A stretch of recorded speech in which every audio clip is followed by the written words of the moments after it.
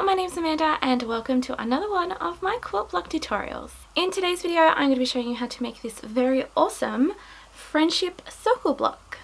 Now this block is pieced together using the foundation paper piecing method, so there is a level of assumed knowledge going into this block, but if you've never actually done foundation paper piecing before, I think you can follow along with this video and learn how to do it. But if you are unsure on how to do any of the steps in foundation paper piecing, there is a link down in the description box below to a tutorial that I did a couple of years ago showing you the very basic steps of how to do the technique, and it is a lot easier and a lot more fun than you might think it is. Now of course with foundation paper piecing there is a template or a pattern that you need to follow to be able to make this block, and although it does look a little bit scary and a little bit complicated, I guarantee you it is so easy to piece together, and I really do think anyone of any level can make this block. So to make this block you will need this template. You will find this template as a free download from my blog. The link is down below to that as well. And with this block there are two templates that you need to use to sort of make just 1/4 of the block. So there is an A template and a B template, and they come together to make just 1/4 of the block. I don't know whether I'm explaining that very well, but you will pick it up as the tutorial goes along. So to make this block you will need to print out 4 copies of this template just to make one block.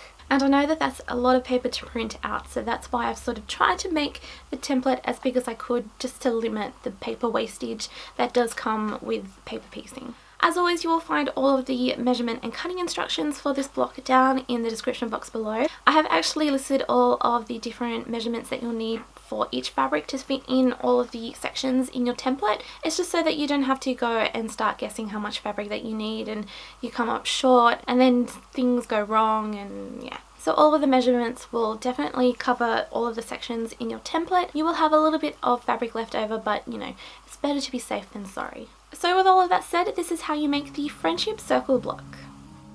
Firstly, here are some of the tools you'll need to help make the block.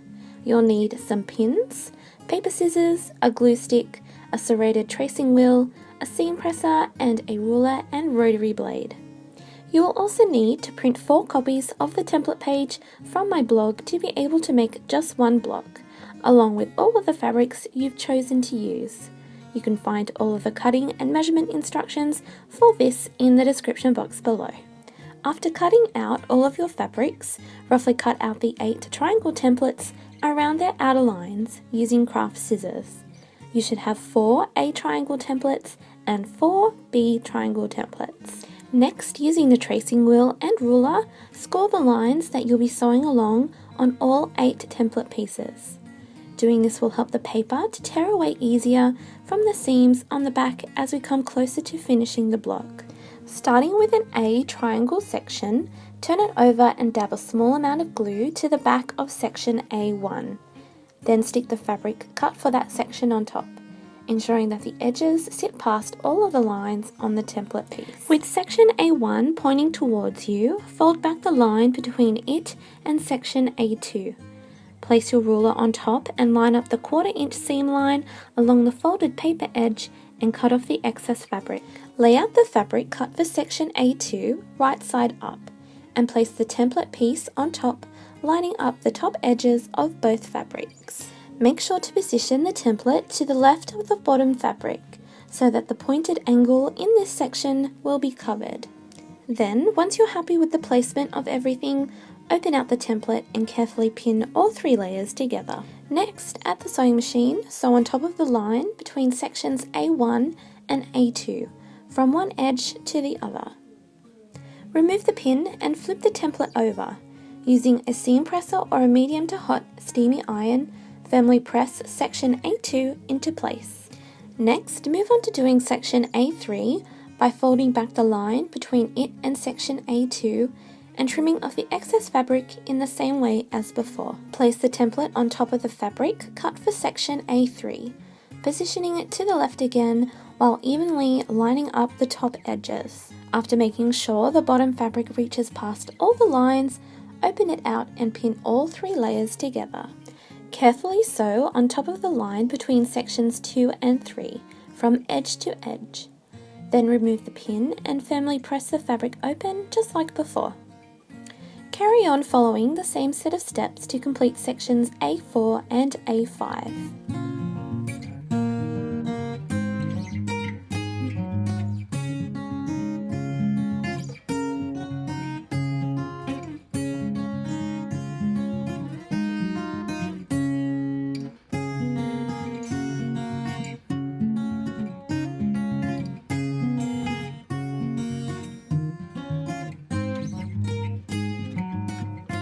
Once the last section has been sewn on, give the overall triangle section a good press with a medium to hot steamy iron. Then, with a ruler and blade, trim the block down along each of the outside seam allowance lines.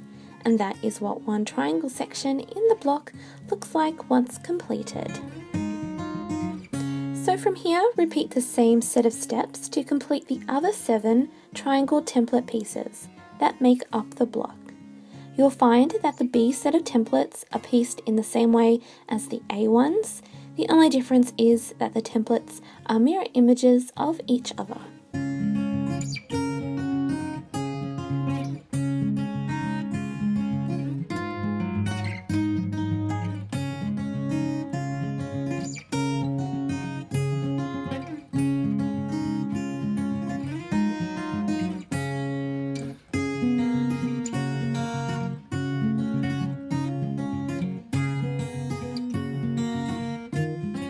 Once all of the triangle templates have been pieced, pair the A and B triangles with each other. Then with one pair at a time, gently and carefully, tear away the paper from the back of each section.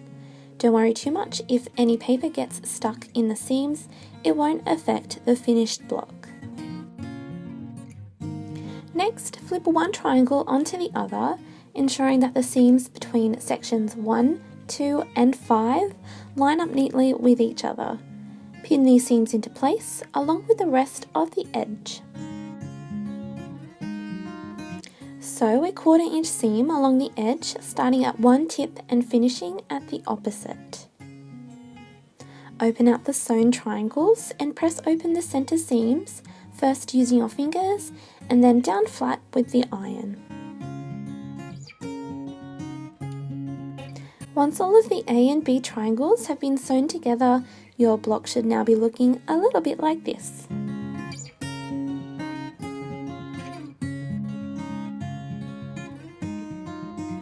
From here, flip one square onto the other and, like before, neatly line up the seams between sections 1 and 2 and pin it and the rest of the edge into place.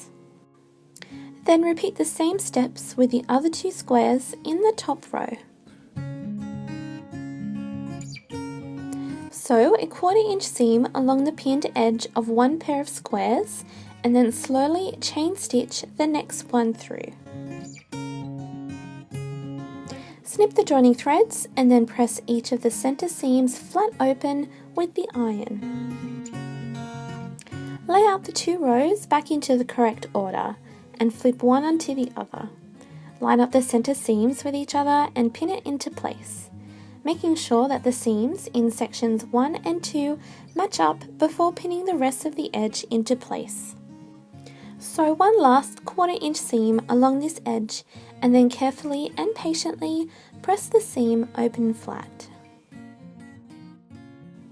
If your finished block looks a little bit wavy, give it a good spray with some spray starch and press the block nice and flat. The finished size of the block should measure close to a 13 1/4 inch square, and you shouldn't need to square up any of the edges.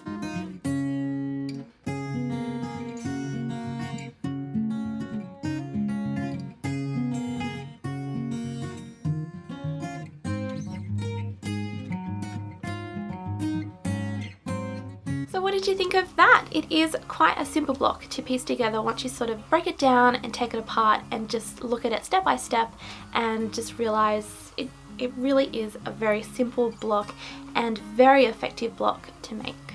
Now it is completely up to you what type of fabrics that you want to use. As always, you can definitely use just all solids, you can use all printed fabrics, or you can mix it up using solids and prints.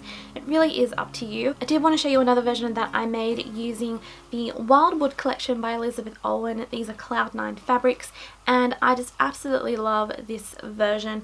I've only made 2 blocks and I think I'm going to make another 2 just to sort of make it a really nice sort of lap quilt. If I find the time, I might make some more and make it a little bit bigger, but I just think it's just so effective and really is lots of fun to make, and for me really quite calming. I really love the steps and the rhythm that you can get into when you start paper piecing, and yeah, I just really love this block. So let me know if you're going to give this block a go. I would love to know how you get on with it. If you would like to see more of the things that I do here on my channel, don't forget to subscribe. I would love to have you come and join us. And as always, thank you all so much for watching, and I hope to see you another time very soon. Bye!